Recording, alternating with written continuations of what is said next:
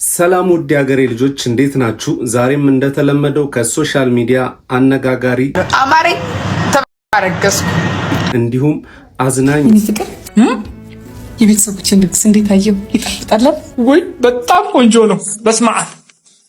በነገራችን ላይ መደገስ ግዴታ አይደል እንዴ? የፍርፍሩ ይሁን ችግር የለም። ቡፌ ላይ ንፍሮ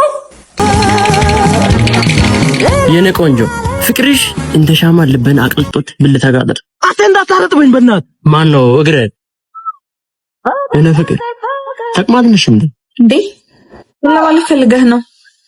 እንደምታስበው እኮ አይደለም። ፍቅርሽን መቆጣጠር ስላቃተኝ ቪዲዮችን ይዤላችሁ ቀርብ ያለው። ለዚህ ቻናል አዲስ ከሆናችሁ ላይክ፣ ሰብስክራይብ በማድረግ ይሄን ፋሚሊ መቀላቀል ትችላላችሁ። ሐሳብ አስተያየቶቻችሁን ኮሜንት ሴክሽን ላይ ስጡኝ። ወደ ቪዲዮ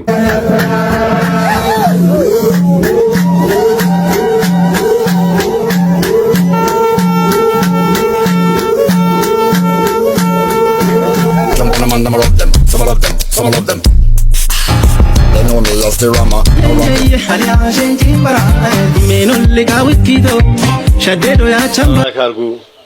ላይክ አርጉ። ቲጂ አገልግልን አብዛኞቻችን እናቃታለን። የሆነ ጊዜ ሆቴል ከከፈተች በኋላ ኪሳራ ገጥሟት ነበር። አሁን ደግሞ ጤናዋ ልክ ነው ወይ የሚያስብል ቪዲዮ ለቃለች። እሱን ልጋብዛችሁ። አማሪ ተባረከስኩ ያርግልሽ። አማሪ ተባረከስኩ። በቃ ምን ይጠበስ እውነት ማርገዝና መበደሪያ ማርገዝ በስንት ጊዜ ነው ያገኘሁት? አይ በስማ ከዚህ ሁሉ ሰው ውስጥ ጥቂት ሰዎች ናቸው ሃፒ የሆኑት። ሌሎቻችሁ ሰይጣኖች ናችሁ ወይ ጂኒ።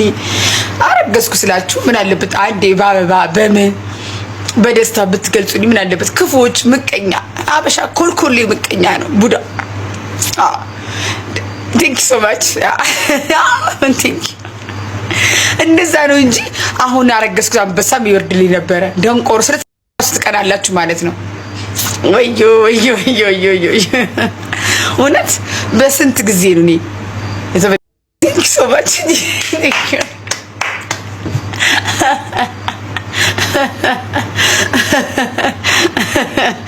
እና ያማሬ ለምን ይቀጥራው በላው እድሜ ለተስበሽ ቁጥ ብዬ በላው እስር ቤት በላው። ስለዚህ አናቴ የወጣ አረገዝኩ ባለቂ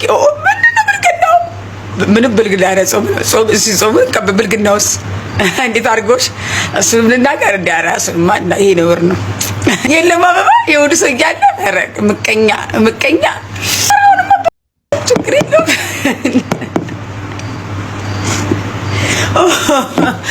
እንደሆነ አይቀር በጭንቀት ልፈነዳ ነው።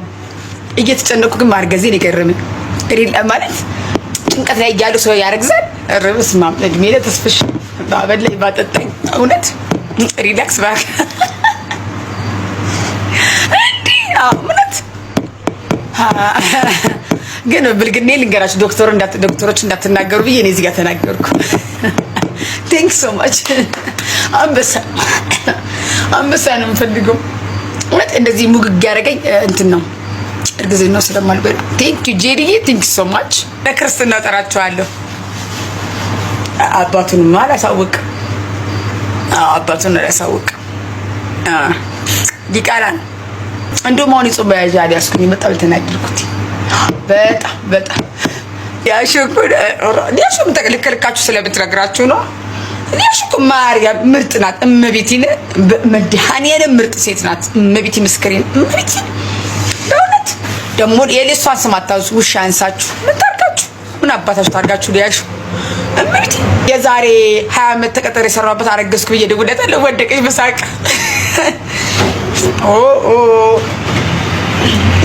ይፈልኩት ማወራ መብት ያለኝ አሁን አባው እስቲ ደስ አባጣል ጣል ኮንግራ ብለህ ጣልጣል አድርጉ ተደንቆ ብዬ ስላችሁ እንኳን አንዳንድ አባጣላችሁልኝ ሐኪም ስቶፕ አድርጊ አሁን ግንኙነት እንዳታረጊ አለኝ። እንቆላሉ አርፎ እንዲቀመጥ በእጅ ብሎኛል። እንቆላሉ መስመሩ እስከሚይዝ አሁን ከተበስተው ያጥሽ ብያለሁ። ማዳበሪያ ኪኒት ሰጥቶኛል። እነሱ ይጠቀምኩ ነኝ። በጣም የስራ ጉዳት አለ። ቪታሚን ጥቅም አለብኝ። ጥሩ ነገር መብላት እንዳለብኝ የምክር አገልግሎት ጭንቀት የምትፈልጊውን ነገር አድርጊ እንደዚህ ተስፋዬ ምን ያርጋችሁ እንዴ? ምን ያርጋችሁ ተስፋዬ? ምን ያርጋችሁ?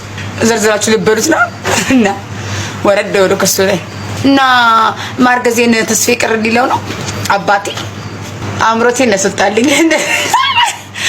ለካ እንደዚህ አይጣፍጣል።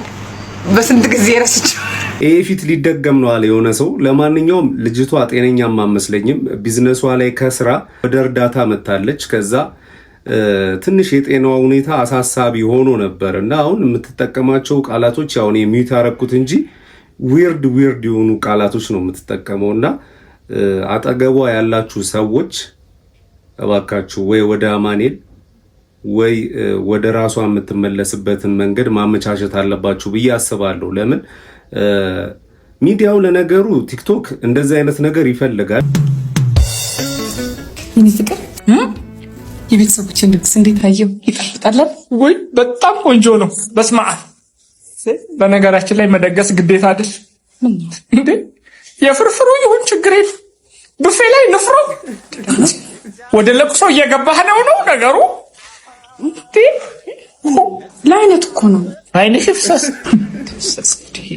ምን ነው እሱን ካልተመቸከው ቦሎቄ አለለ በደንብ ተዘብዝቦ ነው የተሰራው። ቦሎቄ አው በጣም ቆንጆ አይቼዋለሁ። በጣም ቆንጆ በስመ አብ። በተለይ ባይሰሩት ፈጣሪው እንዴ ዛሬ ጠብቀኝ፣ አንተ ጠብቀኝ እንጂ የዚህ ቤት ምግብ ካልሆነ አብሽ ይጣል እንዴ? አብሽ እኮ አለ። ጭራሽ ቡፌ ላይ አብሽ ሆዳችንን ለስለስ ያደርገዋል። እውነት በእውነት ይጣረል። አይ በፈጠረሽ እሺ ብላ ምን ነው አናስገባም ሲሉኝ በዛው በቀረው። ምን አልከኝ? አዎ በጣም በሰለሰ እኔ እናት የተባረከ ቤተሰብ ያዙ ፍቅር ምንድን ነው? ዲዘርት ነው። ዲዘርት ነው። ያዙ በሶ ጨበጥ ነው ዲዘርቱ። ምን ነው አልተመቸም? ጭብጥ ወይስ በጥብጥ እናርግ? ጭራሽ ህይወቴን ጨብጠሽ ልትበጠብጪው። አምላኬ ምን ውስጥ ነው ከተስከኝ? የት ነበርኩ ሰው ስታገናኘኝ? አንቺ እንግዲህ አንደኛሽን ያው ምግቡን አግበተሻል። እኔ ምን ሰራልሻለሁ? ወዴት ነው? አልሞት አልኩሽ። ወጥርግ በል እስቲ ዳጣውን አምጪልኝ። እየነከርኩ ድብላ ቢያንስ ስባችሁታል። መልስ ላይ ንፍሮ ፍርፍር በሶ ጭብጦ ቢቀርብላችሁ እሸቱ መለሰ ምን አጠፋ ላላችሁ ሰዎች ይህን ቪዲዮ አይተነው እንመለስ።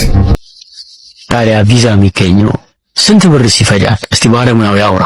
ወይኛውም ሀገር ቪዛ ዋጋው ኤምባሲው ለኮቴ የሚያስከፍለው ገንዘብ ሲደመር ቪዛ ፎርም ለማስሞላት የሚከፍላት ብቸኛ ወጪ ትልቁ ወጪ ነው። ከ3000 ብር አይበልጥም። ታትሰት ይሄ ነው። በተረፈ የሚከፍለው ነገር በሙሉ ለደላላዎቹ ኪስ። አያችሁት አይደል? 3000 ብር ሲባል እንዴ ያለ ማስታወቂያ ያካበደ ሲሰራ እንዳይሰለቻችሁ ይሄንኛውን ሁለተኛውን ቪዲዮ አይተን እንመለሳለን።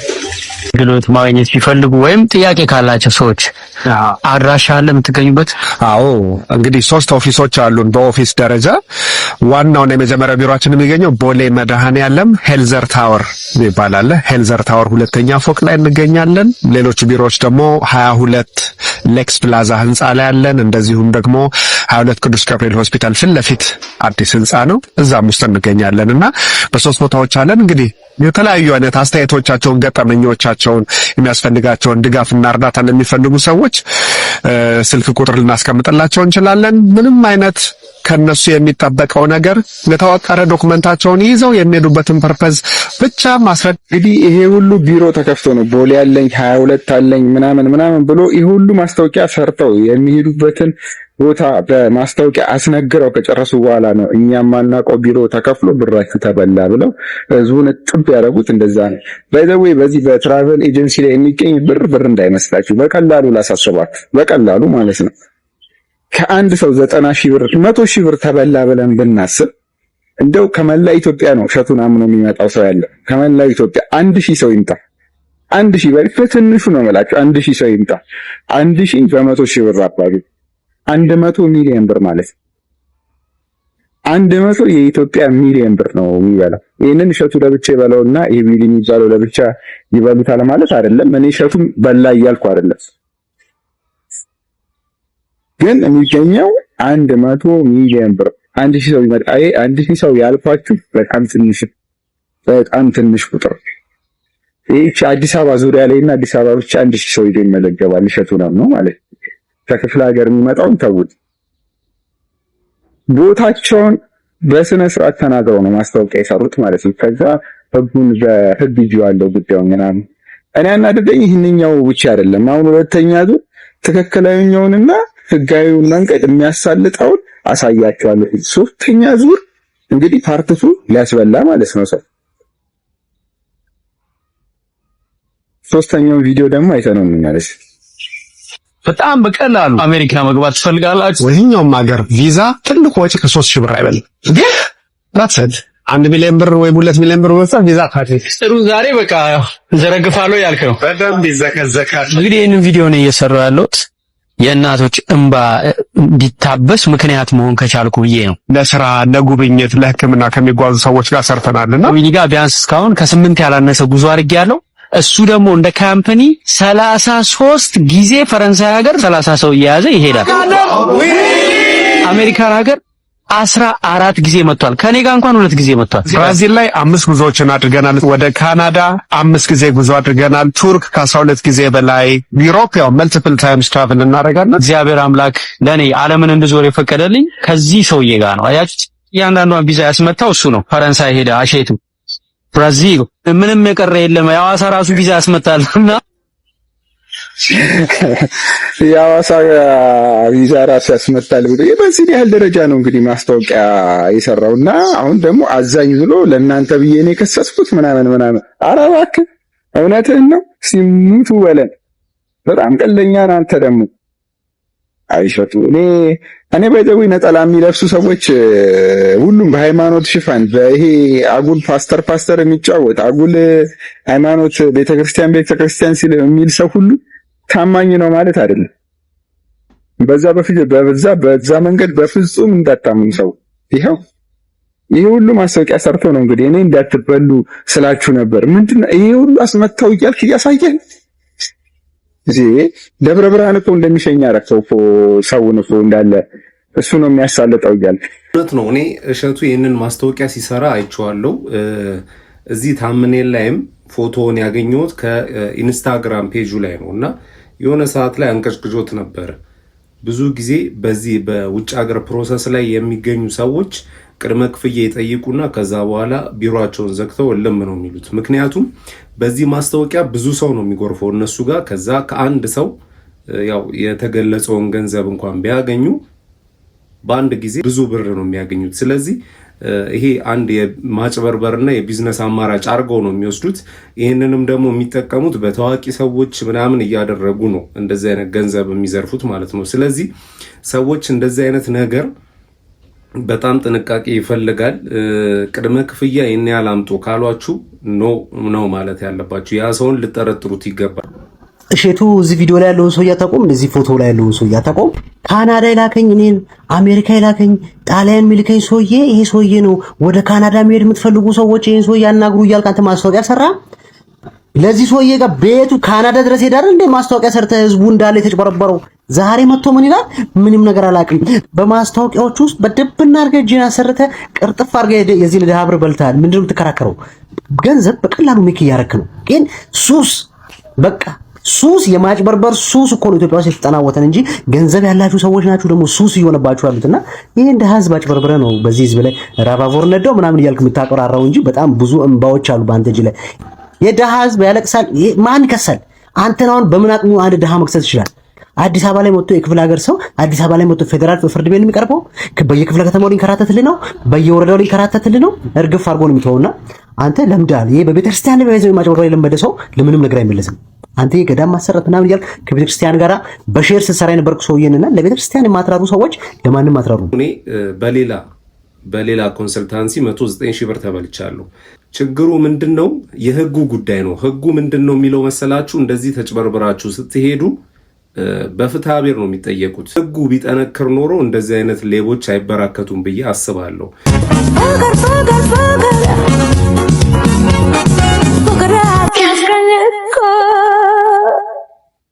የኔ ቆንጆ ፍቅርሽ እንደ ሻማ ልብን አቅልጦት ብልተጋጠር አተ እንዳታረጥበኝ በእናት ማን ነው እግረ እኔ ፍቅር ተቅማጥንሽ እንዴ ያው ልፈልገህ ነው እንደምታስብ እኮ አይደለም ፍቅርሽ መቆጣጠር ስላቃተ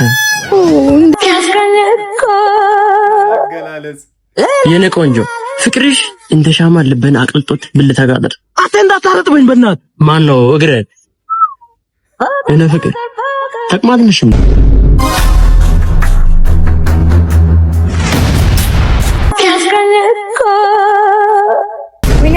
የኔ ቆንጆ ፍቅርሽ ቢሩ አባቱ ምን አባቱ ነው እዚህ ጋር የሚሰራው?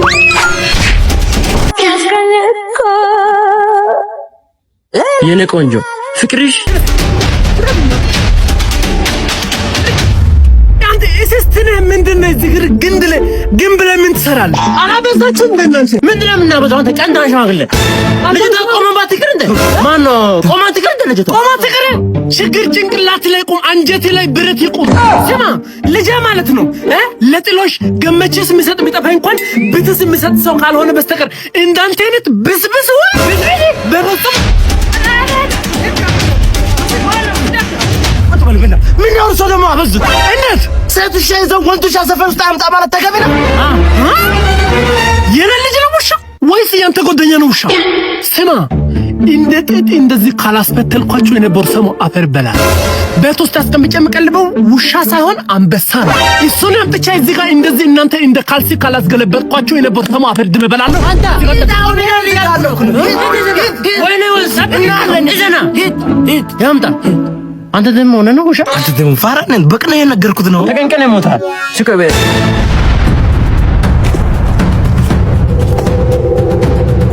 ወንት ልጅ ቆረጣ ሲባል ሎተሪ ብቻ ይመስለኝ ነበር።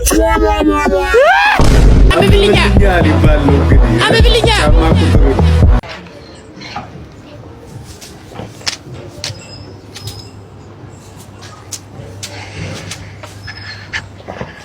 ሰላም አለቃ ሰላም ነው እንዴት ነህ? ፈቃድ አዲሳል? አዎ አዲሳል በጣም ጥሩ። አዎ እንግዲህ ምንድነው ደግሞ ቆይ አዲስ የወጣ አመራር ነው። አዲስ የወጣ አመራር ነው። ሜትሩ ምንድነው? አየህ ያው እንግዲህ ይሄ ከስራ ቦታ ላይ ከዚህ ያው ትዩ ፐርፐንዲኩላር ይሄ ወደዚህ 10 ሳንቲ ሰርቀ እየተጠቀምክ ነው። 10 ሳንቲ ወጥቷል። ይሄ ደግሞ ከስራ ተፈቀደለ ቦታ ውጪ መስራት ማለት ነው። ቅጣታ ነው። አሁን ፕላስቲክ ወንበር ማውጣት እንደማይቻለው አወጣና እኔ ህጉ እኮ ነው። ያው ምን ያህል እንደወጣ በዚህ ትዩ ተዛምፎ እኮ ይገፋልና ታዲያ ነው ሰውዬ ልቀቀው እንዳትዋረድ ያው ወጣል። ጭራሽ ደግሞ ፕሪም በፌስታል ቢያንስ በባዶ ወድ እኮ አትጎዳብኛለሽ። እኔ ሀሳቢ ቆንጆ ነው አይደል? በጣም ቆንጆ በቃ እኔ ግን እንትን አፕል ነው የምፈልገው። ዋን አፕል ሄዴ ከብሳ ዶክተር አውያ ይሄንን ያልበለውም እንዴ እየታከምክ እታከማለሁ። በአንተ በስጭት የተጎዳሁት እንጻፍልህ ለአፕል ብለህ አንተ አፕል አይፎን ብትይዝ እንዴት ልትሆን እና ፈርም አፕሉን አምጣው ምንድታ መጀመሪያም እኮ አፕል ብትሰጥ እንደዚህ አትሆን። በላው አልገባው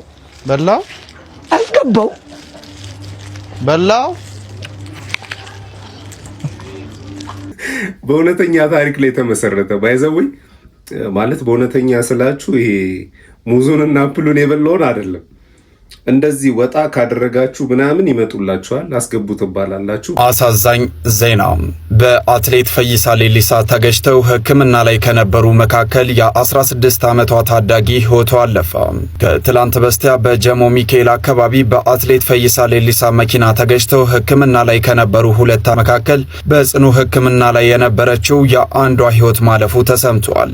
ሟች 16 ዓመት ታዳጊ ስትሆን በደረሰባት ከባድ ጉዳት በሕክምና ስትረዳ ቆይታ ሕይወቷ ሊያልፍ ችሏል። በጉዳዩ ላይ ስላለው ሕጋዊ እርምጃ ዝርዝር መረጃዎች ካሉም በድጋሚ የማሳውቃችሁ ይሆናል። አትሌቱ ግን ከሀገር ወጥቷል የሚሉ ጭምጭምታዎችም አሉ። በአንድ ጊዜ አስቡት፣ እንዲህ እያለን የነበረን ሰዎች እንዲህ አለ። የሆነ ጊዜ ወደ ላይ ካልሸን ነው እያለ ነበር ፈይሳ ሌሊሳ የሚባለው ሰውዬ። አሁን ከሀገር ወጥቷልም እያሉ ነው። እስኪ እሱን ዜና ደግሞ ላሰማችሁ። አትሌት ፈይሳ ሌሊሳ ከሀገር መውጣቱን የሚጠቁሙ መረጃዎች በአሁኑ ሰዓት በስፋት እየተሰራጩ ይገኛሉ። አትሌት ፈይሳ ሌሊሳ ትናንት ምሽት በሚነዳው ቪኤት መኪና 2 ሰዎችን መቅጨቱን ተከትሎ ይሄ መረጃ በሶሻል ሚዲያ ላይ እጅግ ሲዘዋወር እንደነበረ የሚታወስ ነው። በዛሬው በተሰማ መረጃ ደግሞ ፊቱ ከተገጩ ግለሰቦች መካከል አንድ የ16 ዓመት ታዳጊ ህይወቱ እንዳለፈም በስፋት እየነገረም ይገኛል። አትሌቱም በዚህ ጉዳይ ላይ አስተያየቱን የሰጠ ሲሆን አደጋው መፈጠሩን አምኖ ነገር ግን አደጋው የተፈጠረው በድንገተኛ እንደሆነም ተናግሮ ነበረ። አሁን ላይ ግን በተሰማ መረጃ አትሌት ፈይሳ ሌሊሳ ዛሬ ረፋድ 4 ሰዓት ላይ ከሀገር መውጣቱን የሚጠቁሙ መረጃዎች በአሁኑ ሰዓት በስፋት እየተሰራጩ ይገኛሉ። በዛው የሆነ ጊዜ ማን ፖድካስት ላይ ነው እቺ ሴቷ አቅርቦ ስትጠይቀው ነበርና ሰክሮ መረበሽ ይፈቀዳል ወይ ለምን ተረብሻለህ አይነት ጥያቄ ስትጠይቀው እንዴ በገንዘቤ ነው እኮ የምጠጣው የምሰክረውም ብቃጠልም የራሴ ሰውነት ነው ምናምን አይነት መልስ ሰጠ። ተነበር ቢጠጣስ በራሴ የተባለው ነው ነገር እንጂ ያው ጨጓራ የራስ ነው ቢጠጣ ጉበት የራስ ነው ጨጓራ የራስ ነው እግር የራስ ነው። ግን በሳክር እንኳን የኢትዮጵያ ውስጥ ነው በኢትዮጵያ ሕግ ጥፋት ካለኝ በዚህ ይቀጣለሁ። መልሱ እሱ መሆን አልነበረበትም። ያው ጥያቄው ግልጽ ነው።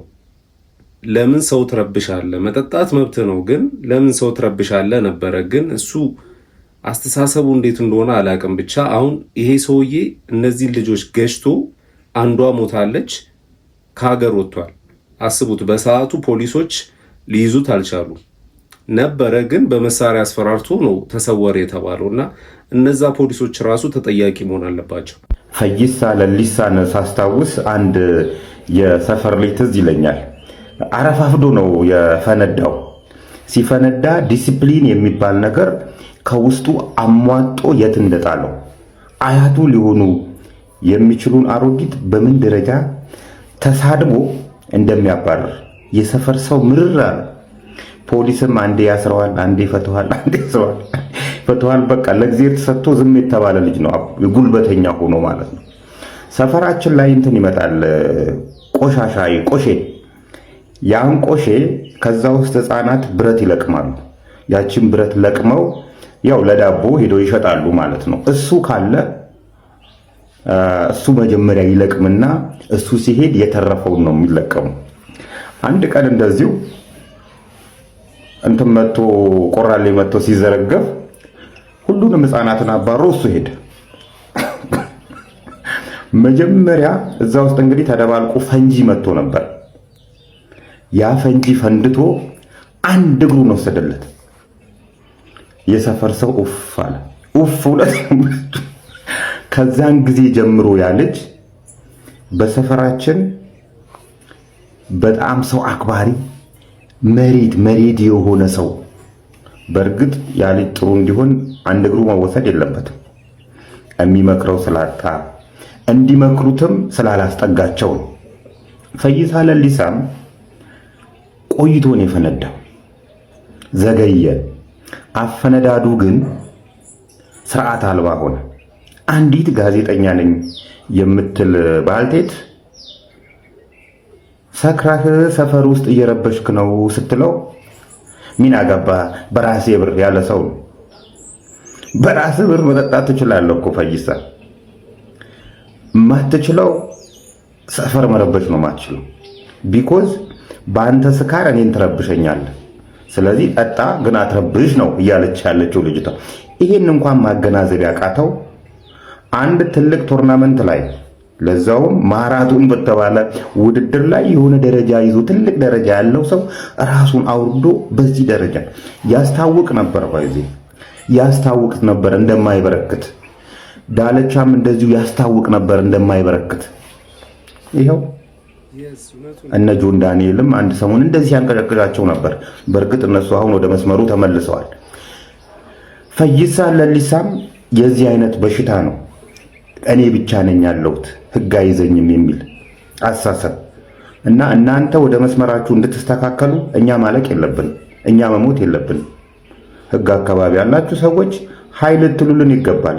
ልጆቹም እንደዚህ አይነት ጉዳት አድርሰው ራሳቸውን አደጋ ላይ ከሚጥሉ እኛም በእነሱ ቅብጠት ከምንሞት መጀመሪያ ኃይል ልትሉልን ይገባል። ኃይ የሚል ማጣት ነው አሁን እነዚህ ልጆች እንደዚህ እያደረጋቸው ያሉት እና እዛ አካባቢ ግጭቱ በተፈጸመበት ቦታ የነበራችሁ የህግ አካላት ፖሊሶች፣ ያፈለገ ታዋቂ ሁን ያፈለገ ጉልበተኛ ሁን መኪና ገጭቷል ወደ ህግ ነው መሄድ ያለበት እንጂ እንዲያመልጥ ማስደረግ አልነበረባችሁ። ይሄ ሰውዬ ሜቢ አገር ጥሎ ሸሽቶ ከሆነ እንደተባለው እናንተ ጭምር ተጠያቂ እንደምትሆኑ መዘንጋት የለበትም። ጋይስ እውነት ነው። ግን ዳልቻ የሆነ ሰሞን በጣም ቀብጦ ነበረ። እኔ ነኝ መንግስት ብሎ ነበር እና አሁን እስካሁን ድረስ እስር ቤት ነው፣ አልተፈታም። የሚገርም ነው። ተረስቶ ነበረ። ባይዘው ይሄ ሰውዬ ቲክታክ የምትጠቀሙ ከሆነ አዎንታ በርሲሳ ብላችሁ ግቡና ፎሎ አርጉት። በጣም የሚገርም ሰው የማያዳላ እና የሚያገኛቸው የሚያመጣቸው መረጃዎች ደግሞ የሚገርም ነው። በቃ የሆነ ሲአይኤ ወይ ደግሞ ሞሳድ የሰራ ሰው ነው የሚመስለው። ሐውልዳሪው